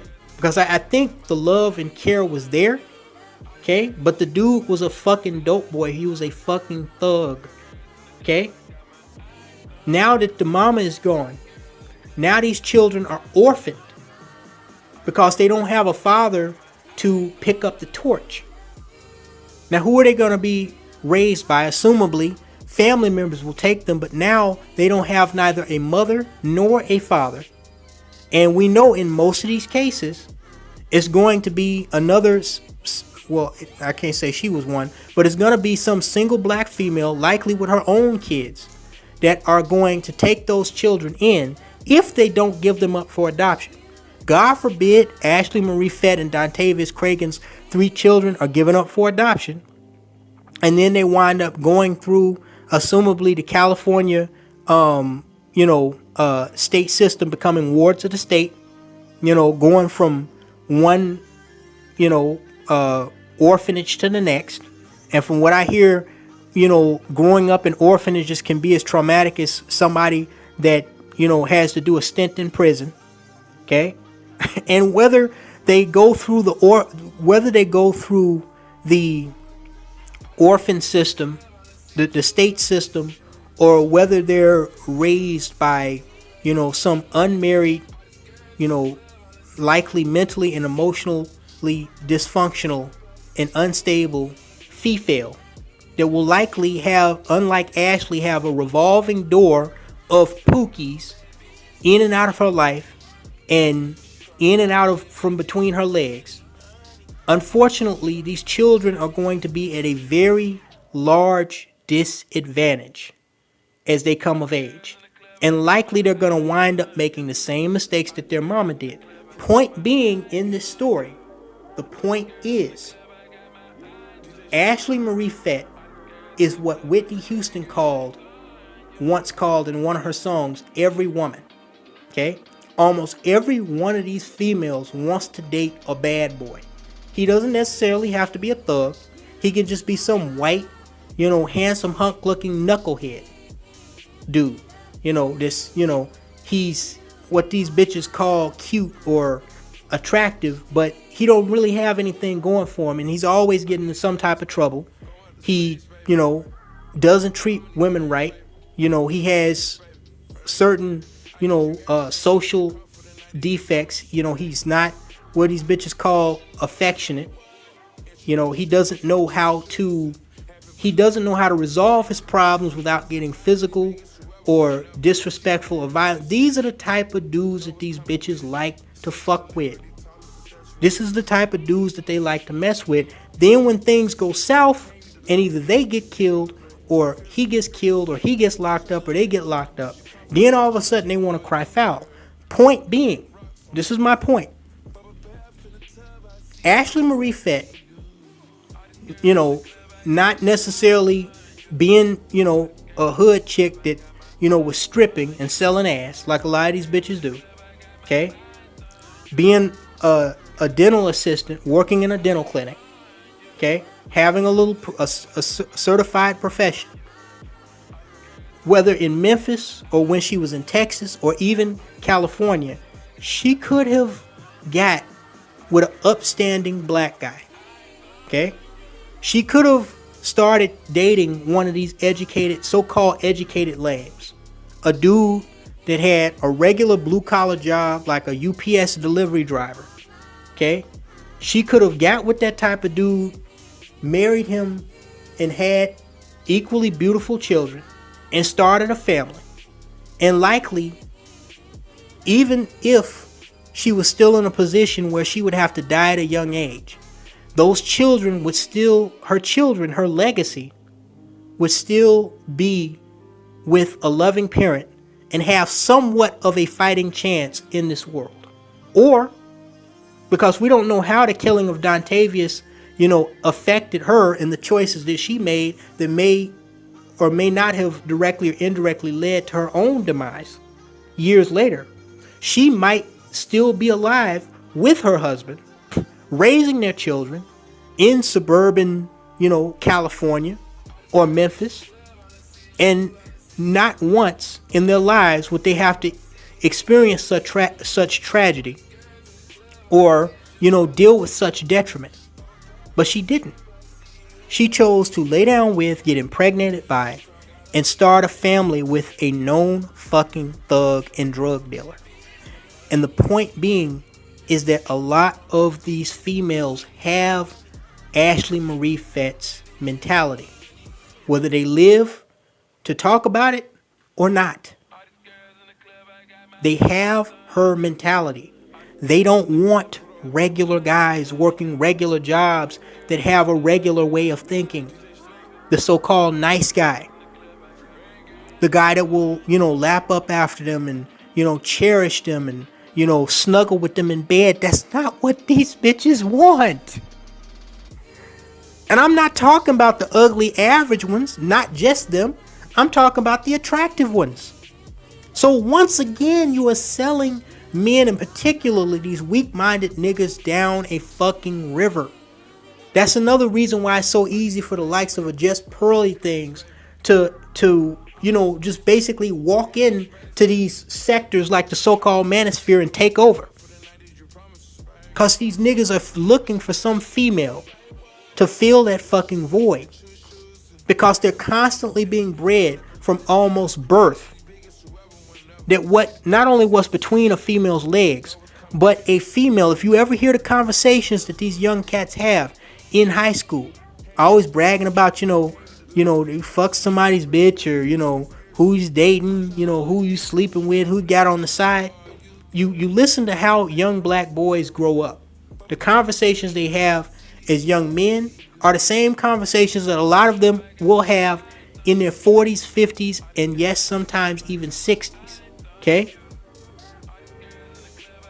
When at that point, I mean, they should be teaching their grandchildren things that, wisdom that their grandchildren, that, you know, can help their grandchildren thrive and strive through life. These goofy ass niggas are still talking about pussy in their 40s and 50s, got multiple children with multiple bitches all over the goddamn place. Okay? Because a lot of them, or they say you fight how you train, they are born and bred to be fucking simps. Whether it's they mama teaching them that shit, they daddy teaching them that shit, their uncles teaching them that shit, or their peers teaching them that shit. That's what these niggas, that's literally what these dudes, these angry man types, you know, bragging about being a fucking pimp and shit. That's what these dumbass niggas are taught from an early fucking age. That everything in life, the value of your manhood is measured around how much pussy and how much access to the female human you have. And I'm telling you right now, as Just Pearly Things has once again exposed, That is a fucking toxic way to think, and it is a toxic thing to teach, because most of these bitches do not give a fuck about the modern day man, and they sure in the fuck don't give a fuck about the modern day black man. They will sink his boat with a torpedo at the first chance they fucking get. Like that fucking U-boat that put down the fucking Lusitania. They do not give a fuck. As soon as he turns his back, they'll shoot him in it. Or stab him in it. Soon as they get what they want, and definitely if they don't get what they want, like Olivia Alexa, they will show him how much they give a rat's ass about these goofy ass niggas. You are setting, what I'm trying to tell you, is, once again, like just pearly things, once again expose all these goofy ass niggas with their panties in a bunch, crying like a bunch of fucking bitches over this fucking basic looking white hoe, is you are setting these Negroes up for absolute fucking failure. When you teach them that the main thing that should be on their mind at 30, 40, 50, 60 years old is a bitch. Period. Thanks so much for listening, guys. Please make sure you hit up my links, which are in the description box, including the pinned post. You can see all my links down there, including links to my Cash.app, my PayPal, my Patreon, Facebook, Instagram, Twitter, and I think I still even have my Gab TV links down there. Make sure you hit up all my links. Continue to support the Brian Too Bad TV Salon show, and talk to you later, guys. Hand you the Benz, hand you the Lamborghini. You relevant, physically, spiritually. I'm tryna love you, tryna boost your confidence. I'm tryna spar you, girl. Putting big rocks on the 7 figure. Bubba bath in the tub, I see you